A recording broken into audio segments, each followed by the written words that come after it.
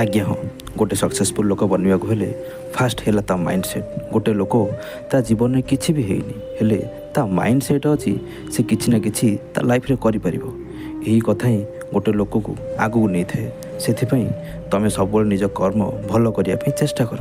ଯେତେବେଳେ ତୁମ କର୍ମ ଠିକ୍ ହେଇଯିବ ଦୁନିଆର କୌଣସି ଶକ୍ତି ନାହିଁ ତୁମକୁ ଆଗକୁ ଯିବାରେ ରଖିପାରିବ ନାହିଁ।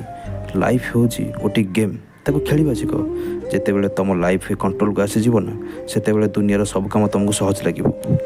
ସେଥିପାଇଁ ନିଜକୁ ଏକା ରଖିବାକୁ ପଡ଼ିବ। ଏକା ଥିଲାବେଳେ ନିଜ ସହ ନିଜେ କଥା ହୋଇ ନିଜର ଭୁଲ କ'ଣ ଜାଣିପାରିବ, ଯାହାଫଳରେ ନେକ୍ସଟ ଟାଇମ୍ ସେ ଭୁଲ ତୁମେ ଆଉ କରିବନି। ବଞ୍ଚିବା ପାଇଁ ମଣିଷ ବହୁ ସଂଘର୍ଷ କରେ, ହେଲେ ସେ ସଂଘର୍ଷ କରି ଯେତେବେଳେ ସେ ହାରିଯାଏ ସେତେବେଳେ ସେ ସଂଘର୍ଷ କରିବା ଛାଡ଼ିଦିଏ।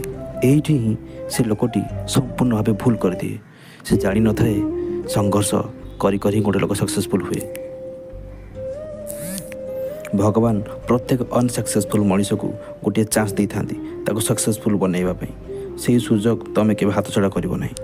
ଆମ ଜୀବନ ହେଉଛି ଗୋଟେ ସାଧା କାଗଜ। ଯଦି ତାକୁ ଭ୍ୟାଲୁଏବୁଲ୍ ବନାଇବାର ଅଛି ଗଡ଼ରେଜରେ ରହିବ, ଯଦି ଅନଭ୍ୟାଲୁଏବୁଲ୍ ବନାଇବାର ଅଛି ଡଷ୍ଟବିନ୍ରେ ପଡ଼ିବ।